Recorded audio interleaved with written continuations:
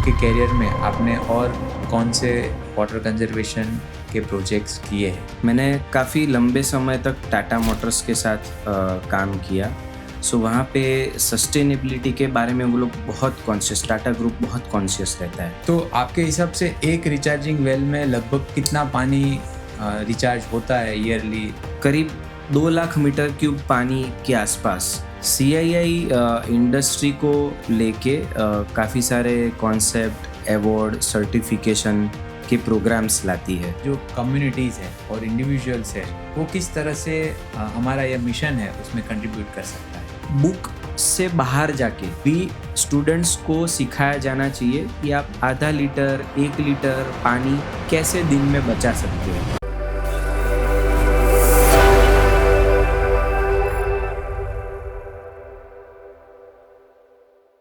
शम नो वरुणम, जल के देवता हमारे लिए शुभ हो। हेलो फ्रेंड्स, वाटर हमारे जीवन के लिए बहुत ही इम्पोर्टेंट नेचुरल रिसोर्स है। तो आज हम देखते हैं कि वाटर स्कैर्सिटी भारत में एक सबसे बड़ा प्रॉब्लम उभर के आ रहा है।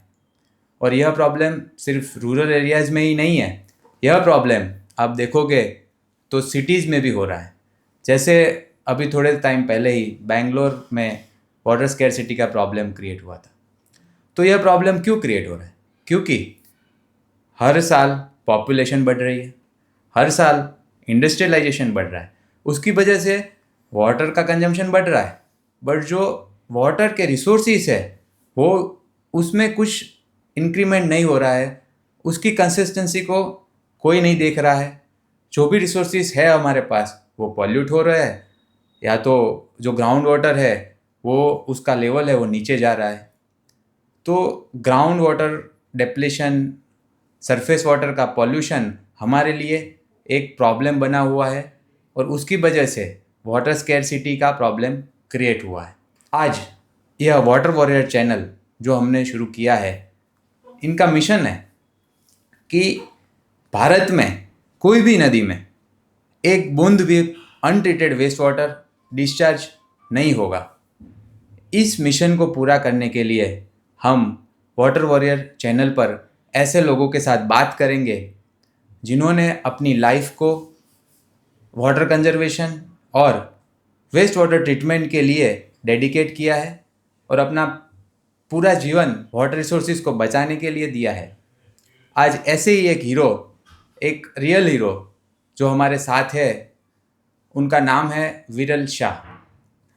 विरल शाह सर कॉरपोरेट्स कंपनी में जैसे कि टाटा मोटर्स, जुबिलेंट, वैसी कॉरपोरेट कंपनी और UPL, इस कॉरपोरेट कंपनी में एनवायरनमेंट सस्टेनेबिलिटी और एनवायरनमेंट में वेस्ट वाटर ट्रीटमेंट के लिए उन्होंने बहुत सारा काम किया है। वो अपनी जर्नी हमारे साथ आज शेयर करेंगे। इस जर्नी से आप लोग यह समझ पाएंगे कि कॉरपोरेट में रह के उन्होंने वाटर कंजर्वेशन कैसे किया, वेस्ट वाटर ट्रीटमेंट कैसे किया, जिनसे जो नेचुरल रिसोर्स का कंजम्पशन है वाटर का वो कम हुआ। इसके अलावा और भी बहुत सारी फैक्ट्स और इंसाइट्स आपको मिलेगी। तो इस पॉडकास्ट में आप अंत तक जुड़े रहे और आपको मैं प्रॉमिस करता हूँ इस पॉडकास्ट से आपको बहुत सारी ऐसी इंसाइट्स मिलेगी जो आपको दंग रख देगी। तो मैं वेलकम करता हूँ विरल सर आपका हमारे इस पॉडकास्ट में, हमारे इस वाटर वॉरियर चैनल में। मैं कल्पेश गोटी आपको यहाँ पे मेरे साथ पाकर बहुत ही ग्रेटफुल फील कर रहा हूँ। Thank you. मुझे विरल सर आप अपना जो ये जर्नी है, अपनी लाइफ है, उसके बारे में थोड़ा शेयर करें। जो हमारे ऑडियंस है वो भी आपके बारे में जानना चाहती है। सो आपकी ऑडियंस को मेरा गुड आफ्टरनून और वेलकम। और मेरा नाम विरल शाह है। प्रोफेशनली मैं एक एनवायरनमेंट इंजीनियर हूँ। सो मैं आपको शुरुआत करूँगा कि एनवायरनमेंट इंजीनियरिंग में मैं कैसे आया। कि बचपन से या स्कूल टाइम से ही थोड़ा सा अफेक्शन, क्योंकि हम इंडियन रूट्स से जुड़े हुए हैं तो नेचुरली थोड़ा इंक्लिनेशन हम सभी का एनवायरनमेंट के प्रति रहता ही है। बराबर। और बाकी आसपास में जो फैमिलीज प्रैक्टिस करती है, जैसे फैमिली में अगर मदर है तो वो यूटेंसिल्स, बर्तन जब साफ़ करती है तो वो पहले बर्तन एक थोड़े से पानी में डुबो के साफ़ करती है, और जब वो 90% साफ़ हो जाए तो फिर वो एकदम क्लीन पानी में उसको साफ़ करते हैं। इस तरीके से क्या होता है कि क्लीन पानी कम बिगड़ता है, वो उतनी उसी सेम वॉल्यूम में ज़्यादा बर्तन आप धो पाते हैं। तो this kind of many steps are visible in my nearby and बराबर। societies, which has influenced me hmm. to opt for a career or opt for a stream of education, कि जिसमें मैं अपना प्रोफेशनल ग्रोथ तो कर सकूं, साथ साथ ही मैं सोसाइटी के लिए भी कुछ इजीली कर सकता हूं। सो हम्म। उसके अलावा मेरे नियर बाय रिलेटिव्स में भी मेरे 2 कज़िन्स ने ऑलरेडी एनवायरनमेंट इंजीनियरिंग किया हुआ था। बराबर। सो जब वो स्ट्रीम चूज़ करना 12th के बाद जनरली हाँ आता हाँ। है, सो तब उनसे भी मेरा कन्वर्सेशन हुआ कि एक्चुअली एनवायरनमेंट इंजीनियरिंग में क्या है। हम्म। सो तब मुझे पता चला कि विच आई वाज थिंकिंग कि मैं सोसाइटी के लिए कुछ कर सकता हूँ, सेम वे मैं प्रोफेशनली भी ग्रो कर सकता हूँ। तो दोनों चीज़ें मुझे लगा कि एनवायरनमेंट इंजीनियरिंग चूज़ करने से साकार हो सकती है। सो इसलिए मैं एनवायरनमेंट इंजीनियरिंग चूज़ करके बी एनवायरनमेंट मैंने एलडी इंजीनियरिंग कॉलेज से किया। लकीली फॉर्चुनेटली मैं ऐसी प्रोफेशनल ऑर्गेनाइजेशंस में काम कर पाया, लाइक आपने ऑलरेडी बता दिया है, Jubilant Organosys, then United Phosphorus Limited, Tata Motors, इन सब में काम किया, जिसमें मुझे जिस तरीके से मैं कुछ सोसाइटी के लिए दे सकता हूँ, just like waste water treatment करके मैं कैसे इंडस्ट्री का गंदा पानी बराबर। बाहर न जाए हम्म। उसका ध्यान रख सकता हूँ, या पानी का कम से कम उपयोग हो मैन्युफैक्चरिंग के लिए, हम्म। उसके लिए मैं कुछ काम कर सकता हूँ। तो ऐसा काम करने का मौका मुझे इन कॉरपोरेट्स ने दिया, जिसके लिए मैं उनका भी बहुत आभारी हूँ। विरल सर, मेरा एक क्वेश्चन ये है कि आपने कौन से साल में अपना इंजीनियरिंग कंप्लीट किया? मैंने 2006 में मेरा इंजीनियरिंग कंप्लीट किया, एलडी ओके। इंजीनियरिंग से। और उसके बाद आपने जुबिलेंट ज्वाइन किया, कि कौन सा कंपनी आपने, फर्स्ट कंपनी आपका कौन सा था? फर्स्ट कंपनी मेरा जुबिलेंट ऑर्गेनोसिस था। ओके। तो हम जानना चाहेंगे कि जुबिलेंट जैसी अच्छी एक कंपनी में आप ज्वाइन हुए, तो वहाँ पे आपने जो वाटर कंजर्वेशन और वेस्ट वाटर ट्रीटमेंट के रिलेटेड कोई प्रोजेक्ट जो आपने किया है, उनके बारे में हम जानना चाहेंगे। जो मुझे सबसे अच्छा याद आ रहा है जुबिलेंट ऑर्गेनोसिस में, कि उनका अलग अलग बेसिक केमिकल्स और उसके अलावा इथेनॉल का भी प्रोडक्शन था। हम्म। मैं पुणे के पास एक प्लांट है, उसमें काम करता था। तो उसमें बेसिकली उन लोगों ने स्ट्रीम सेग्रीगेट कर रखी थी, हम्म। कि जो स्ट्रीम इजीली जिसका ट्रीटमेंट हो सकता है वेस्ट वाटर ट्रीटमेंट प्लांट में, इजीली जिसका ट्रीटमेंट हो सकता है उसको अलग की थी, उसको वो अलग तरीके से ट्रीट करते थे। और जो स्ट्रीम थोड़ी एनवायरनमेंट टर्म्स में कॉम्प्लिकेटेड है, जिसका ट्रीटमेंट या जिसका शुद्धिकरण हम इजीली नहीं कर सकते, हम्म। उसको उन्होंने अलग किया हुआ था। ओके। जिसका एनवायरमेंटल लोड ज़्यादा है, जिसको हम एनवायरनमेंट की भाषा में ऑर्गेनिक लोड बोलते हैं, हम्म। उस स्ट्रीम्स को अलग करके उन्होंने एनारोबिक ट्रीटमेंट दिया, और उसके उसके थ्रू उन्होंने बायोगैस जनरेट किया, जो एज ए फ्यूल वहीं पे ऑनलाइन बॉयलर में यूज़ होता था। ओके। एंड जो उसमें से जो पानी बाहर आता था, उसको फर्दर और आगे शुद्धिकरण करके फिर वो लोग फर्टी इरिगेशन में यूज़ करते थे। जो हम्म। किसान है आसपास के, उनके पास उन्होंने एग्रीमेंट्स किए हुए थे, सारी परमिशंस ली हुई थी, और उसमें वो लोग यूज़ करते थे। उससे क्या होता था कि किसानों को वो पानी जो जिसमें नेचुरली न्यूट्रिएंट्स रहते हैं, हम्म। वो पानी यूज़ करके उनको अपनी खेतों में ज़्यादा प्रोडक्शन भी मिलता था, और पानी का भी कंजर्वेशन होता था, क्योंकि फ्रेश वाटर फिर अवॉइड करते थे। साथ ही उनका बारिश के पानी वगैरह पे डिपेंडेबिलिटी भी कम होता था। जैसे समर सीज़न में अगर पानी नहीं अवेलेबल है, तो फर्टी इरिगेशन वाला इंडस्ट्री का पानी लेकर भी वो लोग खेतों में काम कर सकते हैं, प्रोडक्शन कर सकते हैं। विरल सर, ये वॉल्यूम क्या होगा पानी का, कितना डेली यूज होता होगा? डेली वहाँ पे वाटर कंजम्पशन कुछ 1500 मीटर क्यूब के आसपास का था, ओके। और उसमें से 1000 मीटर क्यूब के आसपास वेस्ट वाटर जनरेट होता था। ओके। उसमें से स्ट्रीम्स सेग्रीगेट की जाती थी। करीब 400 केएल के आसपास ऐसी स्ट्रीम्स थी जिसको हम इजीली ट्रीट कर सकते हैं। उसका ट्रीटमेंट करके उसको प्लांट में थोड़ा यूज़ किया जाता था या बाकी का फर्टी इरिगेशन में दे दिया जाता था। और जो बाकी की स्ट्रीम है 600 केएल के आसपास, जिसमें ऑर्गेनिक लोड जैसा मैंने कहा काफ़ी हाई रहता था, उसको एनेरोबिक और बाद में और एरोबिक और बाकी ट्रीटमेंट करके फिर फर्टी इरिगेशन में दिया जाता था। ओके। तो आपने बताया जैसे कि उसमें जो बायोगैस जनरेट होता है वो भी तो एक रिसोर्स है जी जिससे भी कंपनी को बहुत बेनिफिट हो रहा होगा। जी ज़रूर। उसमें जो बायोगैस जनरेट होता है, क्योंकि अगर वो जनरेट नहीं करेंगे हम तो नेचुरल तरीके से भी उसका बायोडिग्रेडेशन होके उसमें से मीथेन और बाकी गैस ज़रूर पैदा होंगे, जो कि ग्रीन हाउस गैस में भी इम्पैक्ट करते हैं। उसकी जगह अगर इंडस्ट्री फ्यूल यूज़ करना है इंडस्ट्री को, तो उसकी जगह और ऑप्शन है नेचुरल गैस या बाकी सब फोसिल फ्यूल रिलेटेड रिसोर्सेज। तो वो रिसोर्सेज अवॉइड करके वो लोग इंडस्ट्री बायोगैस जनरेट करके उसी का यूज़ करती थी, जिससे एयर पॉल्यूशन या ग्रीन हाउस गैस एमिशन तो कम होती ही थी, साथ में वेस्ट वाटर का ट्रीटमेंट होके पानी का शुद्धिकरण में भी हेल्प मिलती थी। ओके। विरल सर, एक और चीज़ आपसे जानना चाहेंगे कि इसमें जो बायोगैस प्लांट से एक फर्टिलाइज़र भी वहाँ से मिलता है after treatment of the waste water, तो उनका वो उसका क्या बेनिफिट रहता है?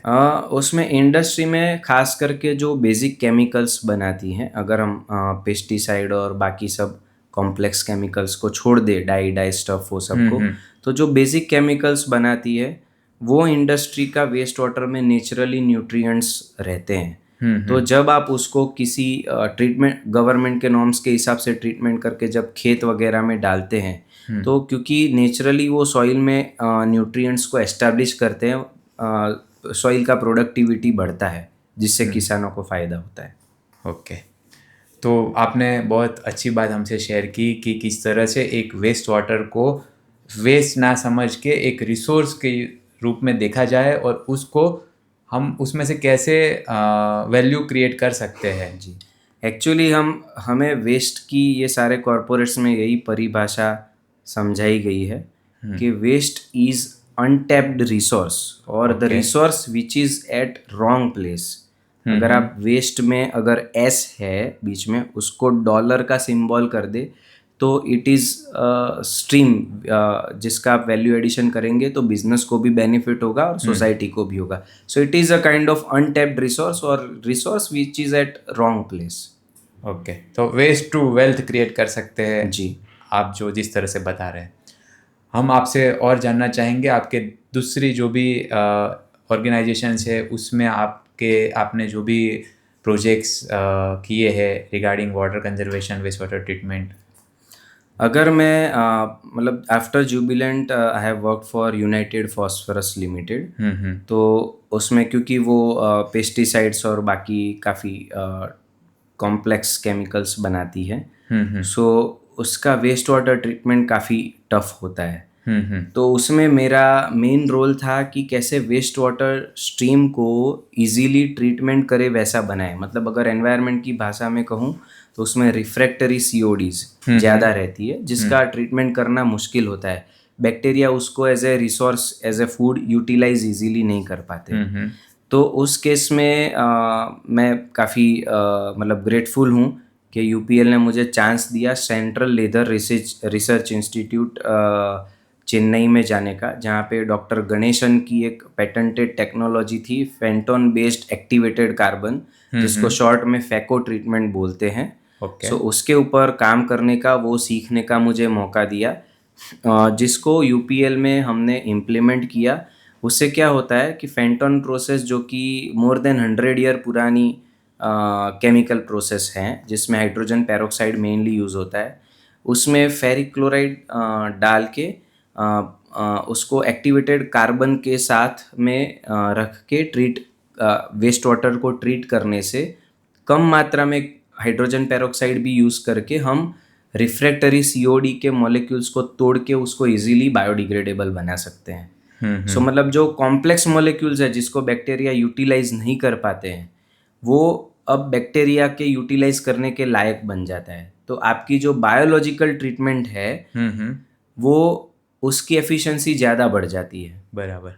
जिससे क्या है कि ये कॉम्प्लेक्स केमिकल मॉलिक्यूल्स एनवायरनमेंट में जाने से बच जाते हैं। और यहाँ पे मैं कहना चाहूँगा कि वाटर तो एक प्रीशियस रिसोर्स है ही, लेकिन साथ साथ जो एनवायरनमेंट में ये सारे पॉल्यूटेंट्स जाते हैं तो वाटर पॉल्यूशन सीधा सीधा हमारे हेल्थ से भी जुड़ा हुआ विषय है। सो ये दोनों तरीके से हमें मतलब जो वेस्ट वाटर ट्रीटमेंट का इफ़ेक्टिवनेस अगर हम कभी बढ़ाते हैं सो उसके द्वारा हम ना सिर्फ हेल्थ के बारे में, सोसाइटी की हेल्थ के बारे में अच्छा कर रहे हैं, बट पानी जो कि प्रीशियस रिसोर्स है उसको भी बचा रहे हैं। तो विरल सर, आपसे मैं यही जानना चाहूँगा कि जैसे यूपीएल में आपने बोला कि फैको ट्रीटमेंट यूज़ करके उस वेस्ट वाटर को आपने ट्रीटमेंट किया, उसका क्वांटिटी क्या था, और जब यह फैको ट्रीटमेंट नहीं कर रहे थे तो क्या प्रॉब्लम फेस हो रहा था?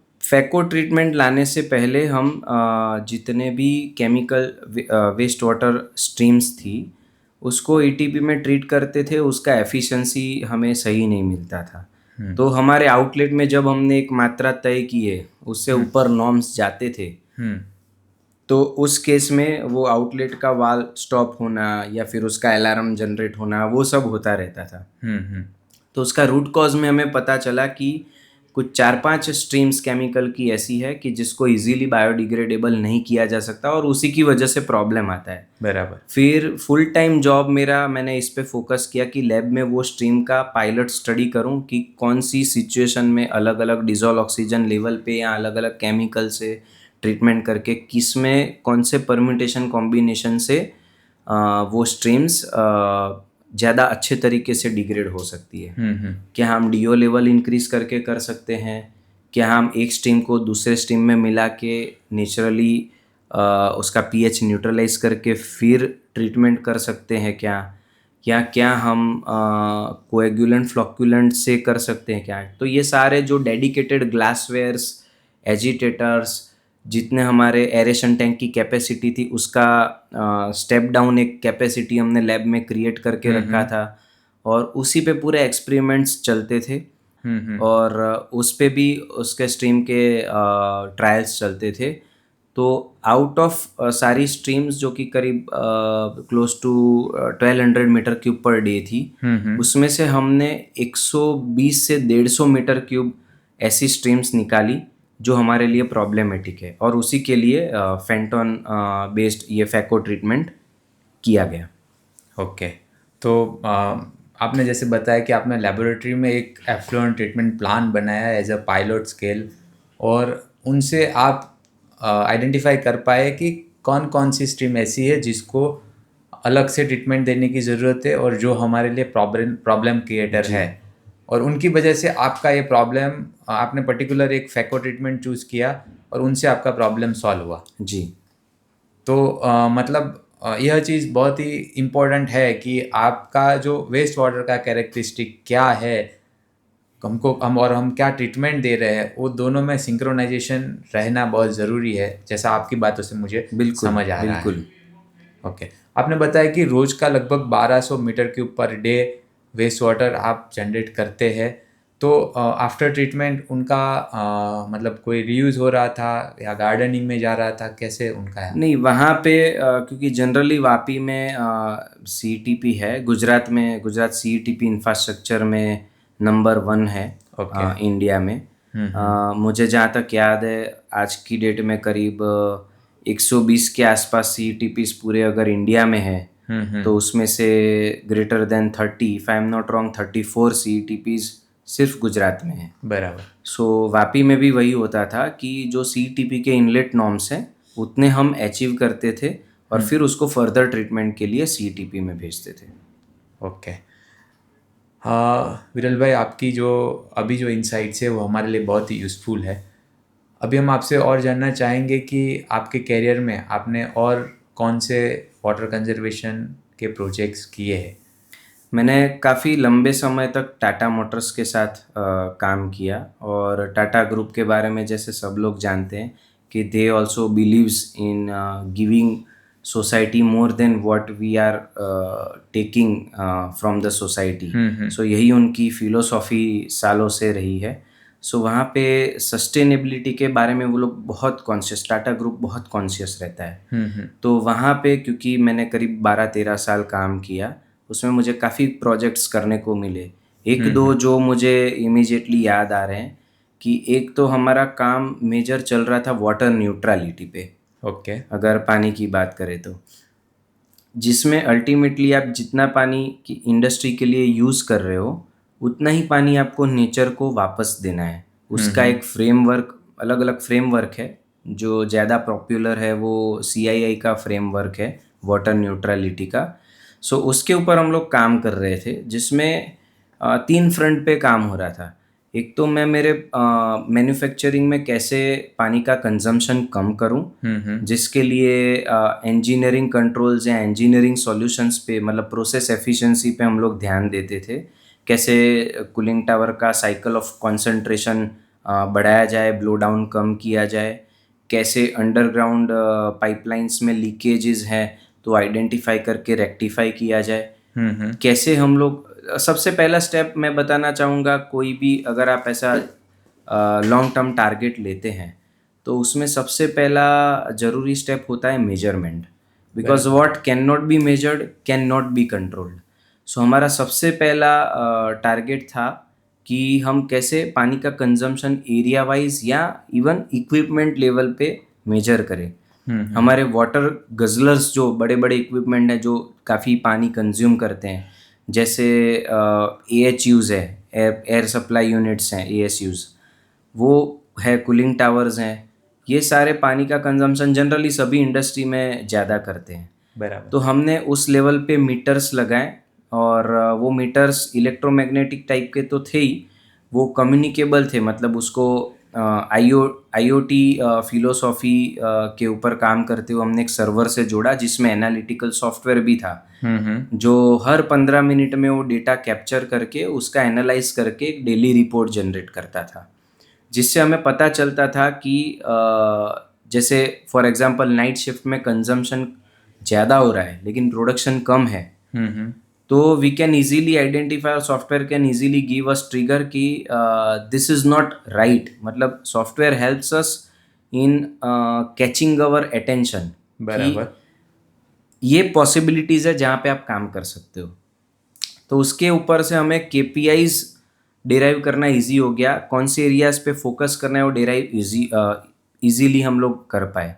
जैसे एक एग्जांपल दूं कि अगर नाइट शिफ्ट में जनरली किसी भी इंडस्ट्री में मैन पावर कम रहती है और कैंटीन एक्टिविटीज़ भी कम रहती है, बराबर। तो उस केस में अगर फिर भी कैंटीन में नाइट शिफ्ट में डे शिफ्ट जितना ही पानी जा रहा है, so definitely something can be done over there, कि नाइट शिफ्ट में नेचुरली पानी कंजम्पशन कम होना चाहिए। तो इस टाइप के काफ़ी इंसाइट्स हमको वो IoT based water flow meters का नेटवर्क एस्टेब्लिश करके मिला, काफ़ी इंसाइट्स मिली। उसके बाद वो मेजरमेंट स्ट्रॉन्ग करने के बाद हम लोगों ने प्रोसेस एफिशिएंसीज पे ध्यान दिया, जो मैंने आपको एग्जांपल ऑलरेडी दिए, साइकिल ऑफ कंसंट्रेशन बढ़ाना। उसके साथ साथ पैरेलली हमने world water day, world wetland day, ये सब सेलिब्रेट करना शुरू किया, जिससे क्या है कि हम प्रोडक्शन के लोगों को, बाकी एडमिनिस्ट्रेटिव स्टाफ को भी इसमें जोड़ पाए, जिससे उन लोगों में अवेयरनेस बढ़े, वो लोग अपने आप से ग्राउंड लेवल पे आइडियाज़ दे सके कि मैं मेरे एरिया में पानी कैसे कम कर सकता हूँ। तीसरा हमने काम किया कि कैसे हम स्मार्ट गोल्स एस्टेब्लिश करें।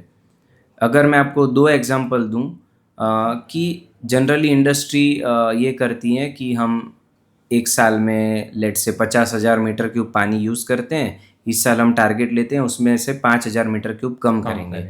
लेकिन इसके बजाय हमने पर कार जो है वो पर पर कार जो मैन्युफैक्चर होती है उसके ऊपर ध्यान दिया कि एक कार मैन्युफैक्चर करने के लिए कितना पानी की खपत होती है। उसका जनरली जब हमने काम करना शुरू किया 8 साढ़े 8 मीटर क्यूब पर कार का कंजम्पशन होता था, जो कि 3 साल में कम होके वो 6 मीटर क्यूब के आसपास आ गया। तो काफ़ी 30 से 40% हम लोग अचीव कर पाए।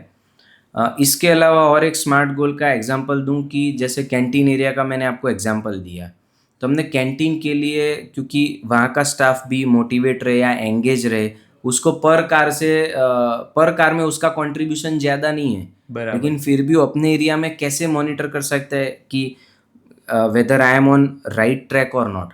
तो हमने उसको केपीआई दिया कि वाटर कंजम्पशन पर 1000 थालीज सर्व्ड।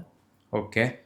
सो ये एक ऐसा गोल है जो उसके जहन में इजीली बैठ जाएगा और जिसको वो इजीली मॉनिटर कर पाएगा, क्योंकि वही स्टाफ को सर्व कर रहा है, कितनी थालीज जा रही वो काउंट कर रहा है।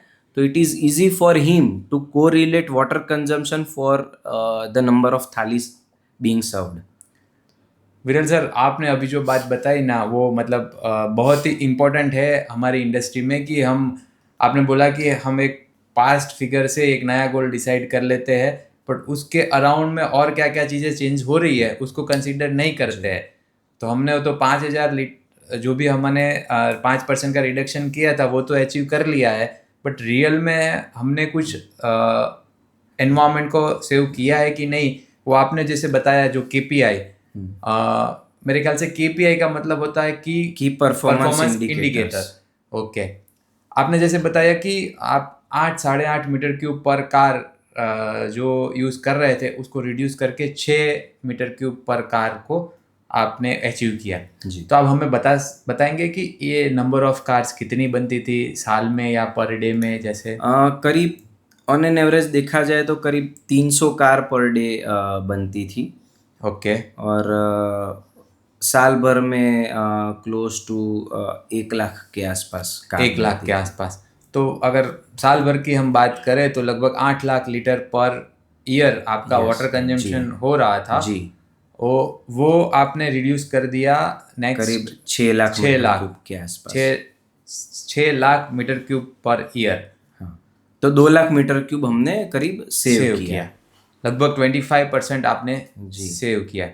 तो ऑडियंस को मैं बताना चाहूँगा कि ये 2 लाख मीटर क्यूब एक इतना बड़ा फिगर है कि अगर आप देखें वाटर के रूप में तो 1 मीटर बाय 1 मीटर का जो क्यूब होता है उसमें जितना पानी है उसको 1 मीटर क्यूब बोलते हैं। और एक दूसरा रेफरेंस दूँ तो हमारे घर में जो पानी की टंकी होती है वो 1.5 से 2 मीटर क्यूब तक होती है। तो आप एज्यूम कीजिए कि 2 लाख मीटर क्यूब पानी, तो वो कितने लोगों को सर्व कर सकता है और ये कितनी बड़ी क्वांटिटी है। विरल सर, आपसे मतलब आपने 2 लाख मीटर क्यूब पानी को सेव किया, अपने प्रोसेस में इम्प्रूवमेंट करके आपने मेजरमेंट किया, आपने सॉफ्टवेयर इम्प्लीमेंट किया, हर एक जगह पे काम किया। तो इनसे आपको और क्या बेनिफिट्स हुए इन टर्म्स ऑफ, एक तो होता है एनवायरमेंटल बेनिफिट्स तो आपको हुए ही होंगे, इसके अलावा आपके ऑर्गेनाइजेशन को क्या बेनिफिट हुए? जैसे जब हम कोई भी ऑर्गेनाइजेशन या कोई भी बड़ी इंडस्ट्री कोई एरिया में आती है तो उससे बहुत सारे फ़ायदे और बहुत सारे नुकसान भी होते हैं। लेकिन एक फ़ायदा और एक नुकसान ऐसा है जो इजीली हमारे फोकस में आता है।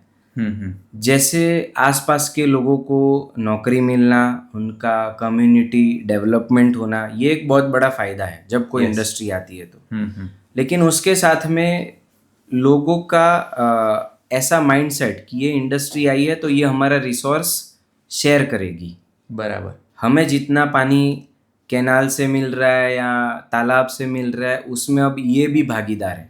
बराबर। ये एक सबसे बड़ा चीज़ है जो कि इंडस्ट्री के बारे में नेगेटिव बायस क्रिएट करता है। बराबर। तो जब आप पानी बचाते हो, उसको लोगों के पास ले जाते हो कि एज ए इंडस्ट्री हम ये काम कर रहे हैं, अवेयरनेस फैलाते हो कि आप भी ये काम कर सकते हैं। जैसे अगर मैं टाटा मोटर्स की बात करूं तो हम स्कूल्स में जाते थे, CSR के काफ़ी प्रोग्राम्स होते थे, स्टूडेंट्स को वाटर कंजर्वेशन, कैसे वेस्ट मिनिमाइजेशन किया जाए, वो सारी चीज़ें समझाते थे। टीचर्स भी उसमें शामिल रहते थे। हम गांव में सरपंच या जो भी हैं उनको टैप करके कम्युनिटीज़ को भी अवेयर करते थे। तो इसके द्वारा इंडस्ट्री के प्रति लोगों का विश्वास और बढ़ता है कि ये इंडस्ट्री सिर्फ हमारे नेचुरल रिसोर्सेज में भागीदारी लेने नहीं आई है, ये कम से कम भागीदारी करके ज़्यादा से ज़्यादा आउटपुट देने के लिए आई है। वो विश्वास जब बढ़ता है तो लोग भी इंडस्ट्री के साथ जुड़ जाते हैं और फिर इंडस्ट्री सोसाइटी का हिस्सा बन जाती है। बाकी का रेन वाटर ग्राउंड लेवल में रिचार्जिंग कर सके, ताकि जैसे आपने शुरुआत में बताया कि ग्राउंड वाटर एक डिप्लीट हो रहा है, वो बहुत बड़ी समस्या है पूरे इंडिया के लिए। तो ग्राउंड वाटर रिचार्जिंग की अर्जेंसी को समझते हुए ये भी एक प्रोग्राम स्टार्ट किया गया था कि कैसे हम ऑन साइट और off site ground water recharging maximise कर सके। ओके। तो हमें अल्टीमेटली उस लेवल पे पहुंचना था कि 5 लाख मीटर क्यूब के इक्विवेलेंट हमको रिचार्ज करना है, ताकि हम न्यूट्रल हो जाए। हम जितना नेचुरल रिसोर्सेज ले रहे उतना हम रेन वाटर हार्वेस्टिंग करके वापस दे भी रहे हैं। बराबर है। तो विरल सर, हम जानना चाहेंगे तो फिर जो आप बोल रहे हैं कि आउटसाइड द प्लांट आपने ग्राउंड वाटर रिचार्ज करने का प्लान किया, तो वो कैसे एग्जीक्यूट हुआ? वो एग्जीक्यूशन अभी चल रहा था, अभी काफ़ी आगे बढ़ चुका होगा। उस पे स्ट्रेटेजी हमारी ये थी कि कैसे हम आसपास के एरिया को आइडेंटिफाई करें, वहाँ पे जो भी नेसेसरी परमिशंस हैं ग्राम पंचायत से लेके पॉल्यूशन कंट्रोल बोर्ड तक, वो ले करके हम वहाँ पे एक रिचार्जिंग वेल क्रिएट करें। जैसे हम बोरवेल क्रिएट करके उसमें से पानी लेते हैं यूटिलाइज करने के लिए, हम रिचार्जिंग वेल क्रिएट करें जिससे पानी हम ज़मीन में नीचे डाल सके। बराबर। तो वो हम बनाते थे, जिसमें कंपनी का CSR और बाकी का फंड यूज़ होता था, और उसमें मीटरिंग करके कि कितना गया उसके लिए मीटर्स भी होते थे, बराबर। ताकि पता चले कि ये रिचार्जिंग वेल में कितना पानी जा रहा है। और वो करके उसके ऊपर से हम काउंटिंग करते थे। साथ में भी ऐसी एजेंसीज भी हम एक्सप्लोर कर रहे थे, जो कि जैसे महाराष्ट्र में विदर्भ एरिया है, फिर यहाँ पे गुजरात में भी काफ़ी एरियाज़ हैं जिसमें एक्सक्लूसिवली वो एजेंसीज NGOs काम करती हो रिचार्जिंग वेल के प्रोजेक्ट के ऊपर, और उसके थ्रू हम वो काम करने का एक कॉन्वर्जेशन ऑलरेडी चल रहा था। ओके। तो आपके हिसाब से एक रिचार्जिंग वेल में लगभग कितना पानी रिचार्ज होता है ईयरली? बारिश तो ज़्यादा वो कम होती अगर रहती है। नॉर्मल बारिश रही तो आप मतलब करीब 2 लाख मीटर क्यूब पानी के आसपास एक रिचार्जिंग वेल से हो सकता है, कर सकते हैं। मतलब हमने जो क्रिएट किया था बड़े से बड़ा अगर मैं बोलूँ तो 15 metre cube 10 to 15 metre cube per hour का रिचार्जिंग कैपेसिटी था उसका। मतलब ये बहुत सारे फैक्टर पे डिपेंड है कि आप कितना लेवल पे रिचार्जिंग वेल ले जा रहे हो, कितना डायमीटर का बना रहे हो, आपके आसपास के कैचमेंट एरियाज कितने हैं, बहुत सारी चीज़ों पे निर्भर करता है। लेकिन हाँ, आप as high as you can go up to easily you can go up to 15 to 20 metre cube per hour capacity. Okay. Viral भाई, बहुत अच्छी आपने इंसाइट्स दी। हम आपसे जानना चाहेंगे कि जैसे आपने बताया था कि CII की वाटर न्यूट्रलिटी, तो उसके बारे में थोड़ा हमें बताइए और हमारे ऑडियंस को भी बताइए कि जिनसे उनको समझ आए कि ये CII वाटर न्यूट्रलिटी क्या है, उसे क्या किस तरह का रिकॉग्निशन मिलता है, उसके बारे में बताइए। CII इंडस्ट्री को लेके काफ़ी सारे कॉन्सेप्ट, अवार्ड, सर्टिफिकेशन के प्रोग्राम्स लाती है, जिससे जो इंडस्ट्री एनवायरनमेंट, सस्टेनेबिलिटी और बाकी जगह पे इनोवेशंस में अच्छा काम करती है, उसको वो अपने प्लेटफॉर्म पे अलग अलग प्रोग्राम्स में रिकॉग्नाइज करती है। ओके। उसकी सक्सेस स्टोरीज भी वो लोग रिलीज करते हैं, उनकी वेबसाइट्स पे भी अवेलेबल रहती है, जिससे दूसरी इंडस्ट्री को फ़ायदा मिल सके।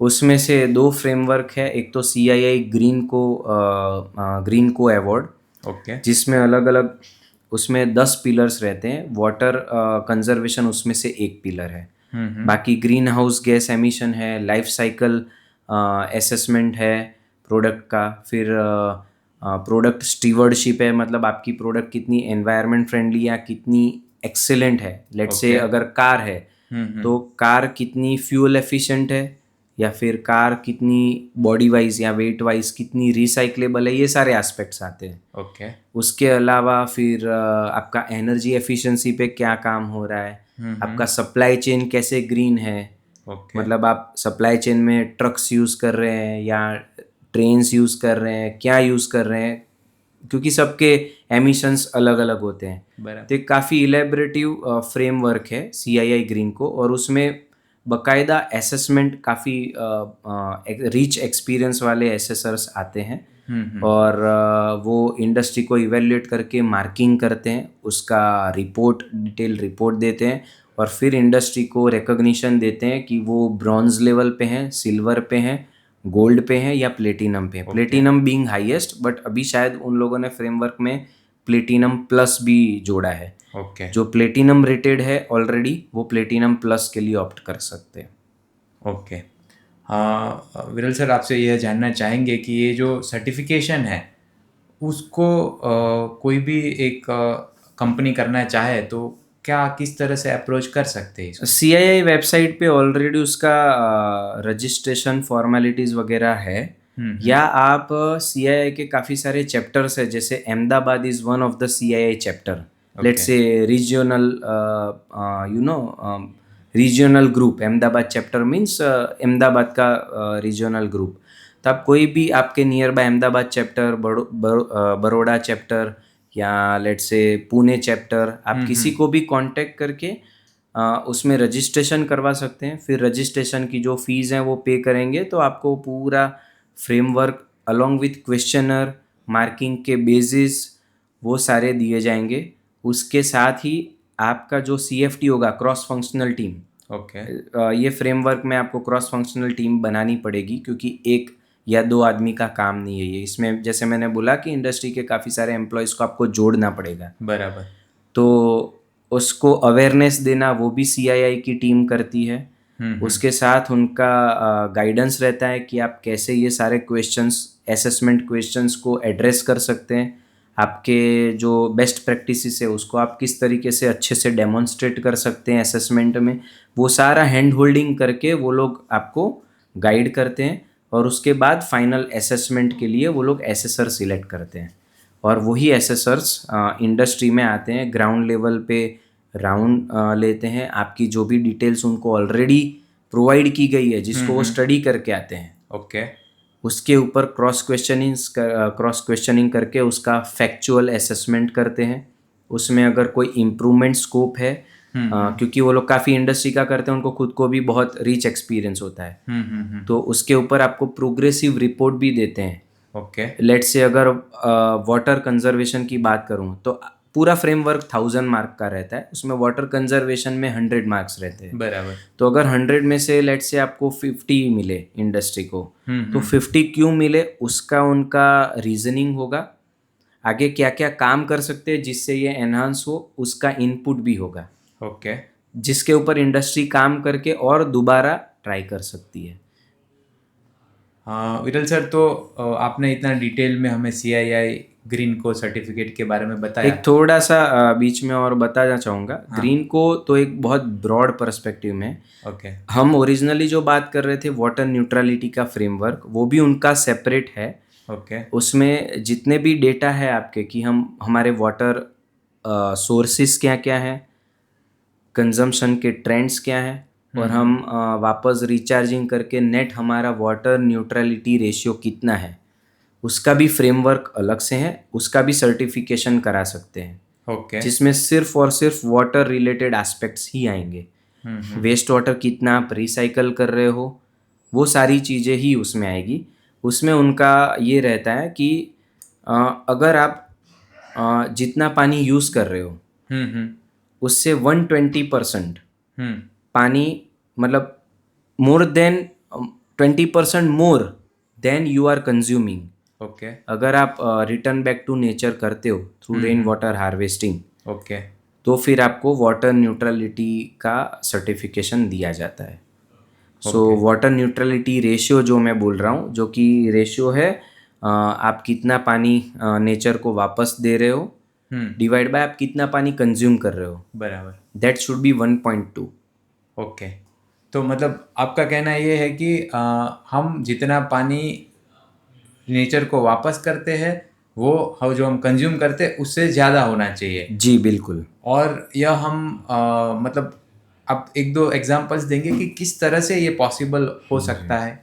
जैसे अगर आप 100 मीटर क्यूब लेट से पानी यूज़ कर रहे हो इंडस्ट्री में, तो सबसे पहले तो आपको उसको घटाना पड़ेगा, ओके, मिनिमम क्योंकि पे वो आना पड़ेगा। जी, क्योंकि वो आपकी वाटर फुटप्रिंट है। आइडियली फिर उसके अगेंस्ट में आपको 120 मीटर क्यूब नेचर को वापस देना है। ओके। तो उससे अच्छा है कि सबसे पहले आप अपनी प्रोसेस एफिशिएंसी पे काम करो। लेट से आपने 100 मीटर क्यूब को सारे एफर्ट डाल के इंजीनियरिंग काफ़ी सारे सॉल्यूशन करके ऑटोमेशन करके काफ़ी सारे वाटर कंजर्वेशन इंस्टॉल करके इक्विपमेंट्स इंस्टॉल करके 70 मीटर क्यूब ला दिया। दैट मीन्स आप 70 मीटर क्यूब अभी भी नेचर से ले रहे हो। बराबर। वो 70 मीटर क्यूब से हो सकता है आप with in industry rain water harvest करके और 20 मीटर क्यूब ले सकते हो। बराबर।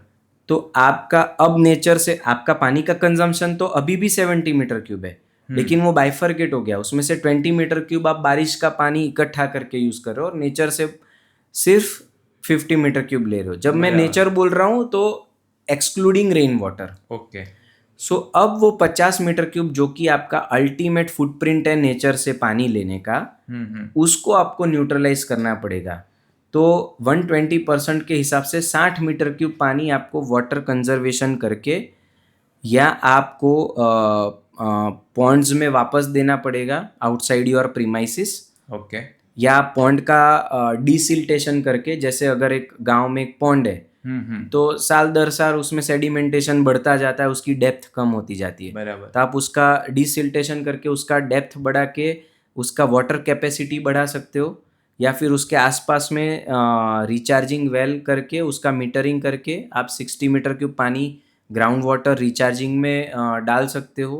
तब जाके बोला जाएगा कि आपका इंडस्ट्री वाटर न्यूट्रल हो गया। So 50 metre cube which ultimately you are taking from the nature, that you have to give back by any such means। Okay. विरल सर, तो इस तरह का जब हम वाटर कंजर्वेशन करते हैं और अपने प्रोसेस को इम्प्रूव करके वाटर को सेव करते हैं, तो जैसे आपने बताया CII से जो आपको कोई रिकॉग्निशन मिला था, उसमें क्या आपने कुछ पर्टिकुलर हमने बेंचमार्क अचीव किया था? मैं अहमदाबाद साणंद प्लांट में काम करता था। तो वहाँ पे वी कुड अचीव, क्योंकि वाटर के अलावा भी बाकी फ्रंट्स पे काम हो रहा था, एनर्जी एफिशिएंसी वगैरह सब पे काम हो रहा था। तो उसके लिए हम लोग प्लेटिनम फर्स्ट ट्राई में हम लोग CII ग्रीन को प्लेटिनम लेवल अचीव कर चुके थे। Okay, congratulation sir. Thank you.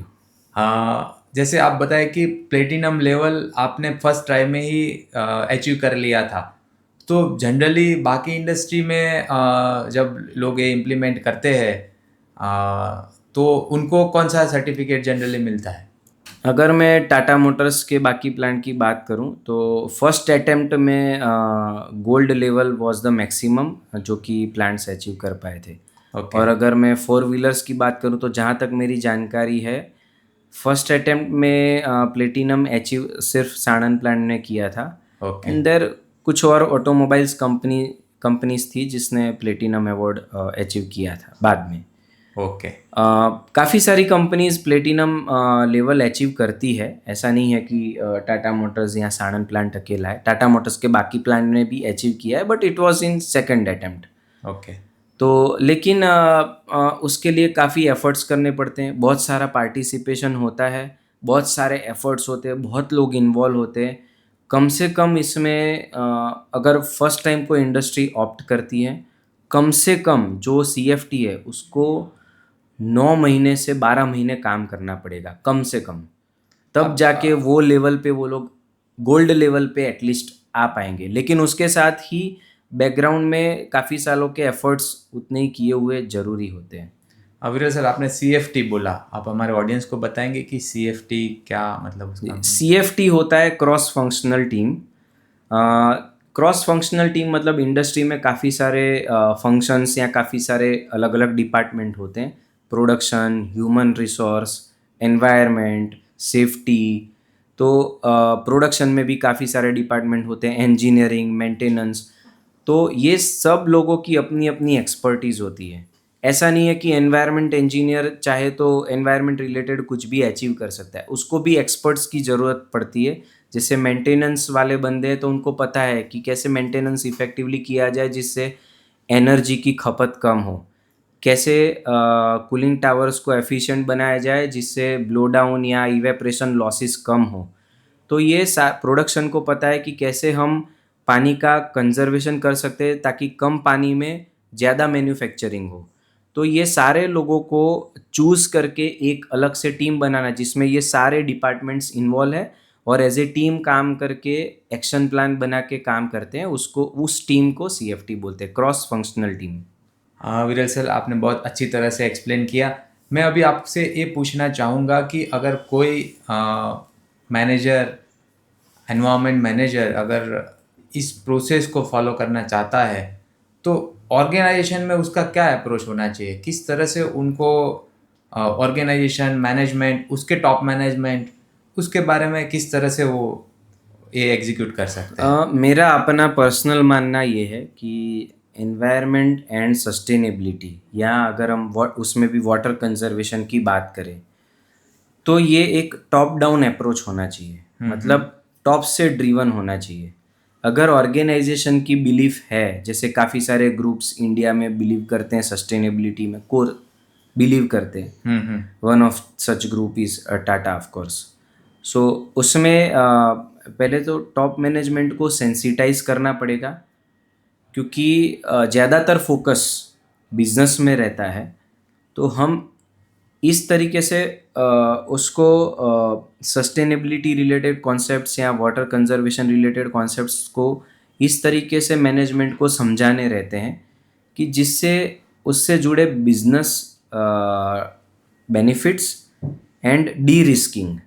जब मैं डी रिस्किंग बोल रहा हूँ तो अगर सस्टेनेबिलिटी नहीं है तो आपका बिजनेस कितना भी प्रॉफिटेबल हो, ओके, मैं बोल रहा हूँ, एंड दो मैनी एग्जाम्पल्स आर देयर, कितना भी प्रॉफिटेबल रहने दो, आपका 30%, 40%, 50% बिजनेस मार्जिन रहने दो, वो रातों रात बंद हो सकता है या रातों रात वो ड्रास्टिकली डाउन जा सकता है।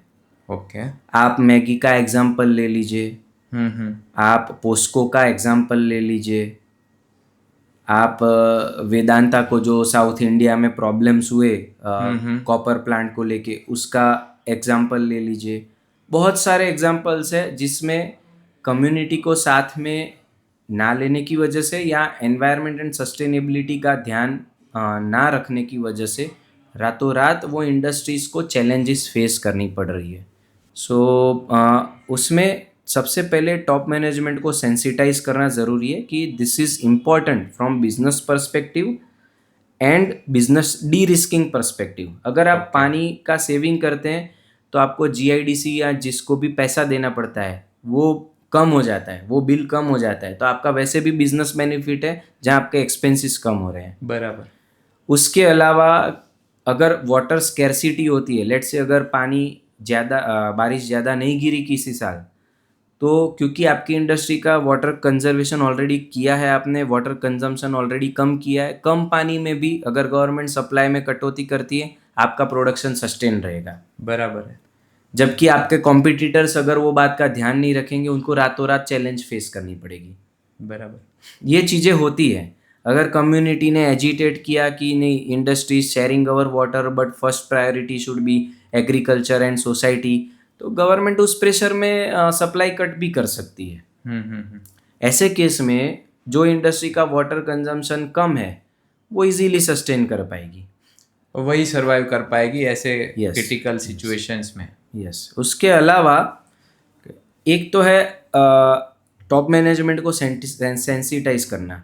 फिर जब टॉप मैनेजमेंट एग्री हो जाए, वो बहुत चैलेंजिंग है जनरली क्योंकि उनको समझाना इटसेल्फ इज़ अ चैलेंजिंग, क्योंकि उनके पास कम टाइम में हमें कॉम्प्लिकेटेड सब्जेक्ट समझाना है। इसके लिए challenging not from convincing point of view, but कम टाइम में how can you convince. Technicalities उतनी है। Yes yes. Yes, understood. और दूसरा है कि जैसे काफ़ी सारे एनवायरनमेंट प्रोफेशनल्स को सबको पता होगा कि environment management system ISO 14001 2015 generally approach ये रहता है कि सर्टिफिकेट आया, हमने ऑडिट करा ली, बट ISO 14001 या इवन ओशाज ले लीजिए, वो एक ही स्ट्रेटेजी पे आपको काम करने को बोलता है, PDCA, plan do check and act.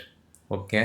तो आपको प्लानिंग करनी पड़ेगी, जैसे कि मेजरमेंट का प्लानिंग कीजिए आप, या फिर CFT बनाने का प्लान कीजिए। आपको डू करना पड़ेगा, वो CFT बनानी पड़ेगी, वो मेजरमेंट के लिए फ्लो मीटर्स या डिवाइसेस इंस्टॉल करने पड़ेंगे। बराबर। चेक कीजिए क्या वो डिवाइसेस से जो डेटा आ रहा है उसको चेक कीजिए, वो डिवाइसेस काम कर रहे हैं कि नहीं चेक कीजिए, डेटा आ रहा है उसको एनालाइज कीजिए, प्लान कीजिए कि कौन कौन से एरिया में मैं वाटर कंजम्पशन कम कर सकता हूँ, एंड एक्ट कीजिए कि वो कम कैसे कर सकता हूँ, उसके आइडियाज़ इम्प्लीमेंट कीजिए। बराबर है। तो ये PDCA cycle is a nutshell of every strategy, जिसके ऊपर काम करके आप यू कैन ईजीली आपके एफर्ट्स काफ़ी कम लगेंगे अगर आप स्ट्रेटेजिकली इसी फिलोसॉफी को फॉलो करते हैं। मैं उस फिलोसॉफी में बहुत बिलीव करता हूँ।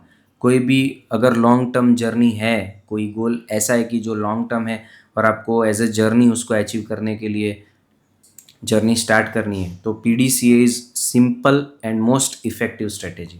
हाँ विरल सर, आपने बहुत अच्छा इंसाइट दिया है कि हम इस तरह के इनिशिएटिव्स ऑर्गेनाइजेशन में कैसे इम्प्लीमेंट करें। अदर देन टेक्निकलिटीज़, हमें मैनेजमेंट के साथ कैसे काम करना रहेगा, जिनसे हम ऐसी टेक्निकल और बहुत ही इम्पोर्टेंट जो अपना इनिशिएटिव्स है उसको हम अपनी इंडस्ट्री में इम्प्लीमेंट कर पाए। अभी विरल सर, हमने आपकी ये प्रोफेशनल जर्नी के बारे में आपसे मतलब बहुत अच्छी इन्फॉर्मेशन मिली। अभी हम आपसे जानना चाहते हैं कि गवर्नमेंट और क्या इंडस्ट्री के लिए ऐसा कर सकती है जिनसे इंडस्ट्री जो water conservation, waste water treatment वैसे एरिया में उसको बेनिफिट मिले। गवर्नमेंट का एकदम पाइवोटल रोल है। गवर्नमेंट काफ़ी कुछ कर भी रही है। अभी प्रेजेंट गवर्नमेंट क्लाइमेट चेंज के ऊपर फोकस करके, सस्टेनेबिलिटी के ऊपर फोकस करके काफ़ी सारे इनिशिएटिव्स ला रही हैं। हमारे प्राइम मिनिस्टर भी हाईएस्ट प्लेटफॉर्म जो इंटरनेशनली है, लेट्स से UNFCCC या यूनाइटेड नेशंस के प्लेटफॉर्म पे भी वो काफ़ी एक्टिव रहते हैं इन सारी चीज़ों को लेके। चाहे रिन्यूएबल एनर्जी का विस्तार करना हो, चाहे वाटर कंजर्वेशन करना हो, चाहे क्लाइमेट चेंज के बारे में हो, पूरी टीम गवर्नमेंट की काफ़ी एक्टिव रहती है, बहुत इनिशिएटिव्स लिए हैं। आप मिशन लाइफ कॉन्सेप्ट को देख लीजिए। Life is a short form, audience को बताना चाहूँगा। मिशन लाइफ गवर्नमेंट का एक कॉन्सेप्ट है जिसमें कैसे क्लाइमेट चेंज ना हो उस तरीके से आप कैसे अपनी लाइफ को डिज़ाइन कर सकते हैं, क्या क्या प्रैक्टिसेस फॉलो कर सकते हैं जिससे एनवायरमेंटल इम्पैक्ट कम हो। और लाइफ का शॉर्ट फॉर्म ही है लाइफ स्टाइल फॉर एनवायरनमेंट। सो ये भी बहुत अच्छा कॉन्सेप्ट है। नीति आयोग काफ़ी सारे वाटर कंजर्वेशन को लेके एडिशंस बाहर निकालता है। जैसे वाटर एक एडिशन था, वाटर कंजर्वेशन 3 या ऐसा कुछ नाम था, नीति आयोग द्वारा 2023 में ही शायद पब्लिश किया गया है। उसमें काफ़ी सारी प्रैक्टिसेस बताई गई है। गवर्नमेंट को थोड़ा सा मेरा सजेशन ये है, 2 चीज़ करनी चाहिए कि ये सारे कॉन्सेप्ट्स को लोगों तक कैसे पहुंचाया जाए, क्योंकि अभी भी काफ़ी सारे प्रोफेशनल्स हैं जिनको ये सारे कॉन्सेप्ट्स नहीं पता है। ओके। हम जब PDCA साइकिल के तहत या अपने ऑर्गेनाइजेशन के लॉन्ग टर्म विजन को ध्यान में रखते हुए वाटर न्यूट्रलिटी जैसे इम्पोर्टेंट टास्क पे काम करना शुरू करते हैं, तो हम आसपास की इंडस्ट्री की प्रैक्टिसेस ये सब जानने की इच्छा रखते हैं कि वही प्रैक्टिस हम हमारी इंडस्ट्री में बेस्ट प्रैक्टिसेस इम्प्लीमेंट करें, तो हमारा काम ईजी हो जाएगा। तो सबसे पहले एफर्ट्स उसी में जाते हैं कि आसपास की इंडस्ट्री या सेम सेक्टर में जो इंडस्ट्रीज हैं वो क्या कर रही है, जबकि वो मोस्टली सारा डॉक्यूमेंटेड रहता है। ओके। CII के वेबसाइट पे जाइए आप, जैसा मैंने बोला ग्रीन को, उसकी प्रैक्टिसेस प्रेजेंटेशंस आपको अवेलेबल रहेंगे। मिशन लाइफ, उसमें काफ़ी सारे आइडियाज़ अवेलेबल होंगे। Okay. बट ये सबका मार्केटिंग नहीं हो रहा है, अवेयरनेस के तौर पे गवर्नमेंट उसको प्रोपोगेट नहीं कर रही है. That is my personal feeling. तो वो गवर्नमेंट कर सकती है एग्रेसिवली. उसके अलावा जैसे ग्राउंड वाटर आपने शुरुआत में ही बताया कि डिप्लीशन ऑफ ग्राउंड वाटर बहुत क्रिटिकल प्रॉब्लम है, और वो हेल्थ से भी, water availability as well as health से भी जुड़ा हुआ टॉपिक है. तो उसके लिए गवर्नमेंट कर सकती है कि let's say first 5,000 industry, top 5,000 industry of India revenue wise या प्रॉफिट वाइज कोई भी एक चीज को बेस मान ले, और उसकी जो टॉप 5,000 इंडस्ट्री है उसको ये मैंडेट दे दिया जाए कि आप जो CSR में फंड यूज करते हो उसका इतना प्रतिशत फंड आपका ग्राउंड वाटर रिचार्जिंग का इंफ्रास्ट्रक्चर रेडी करने के लिए यूज होना चाहिए. उसके मीटर्स आपके गवर्नमेंट सर्वर में डेटा कम्युनिकेट करने चाहिए. ओके. तो हर साल या हर महीने या मॉनसून सीजन में गवर्नमेंट को पता चलता रहेगा कि ये एफर्ट्स की वजह से कितना ग्राउंड वाटर रिचार्ज हो रहा है.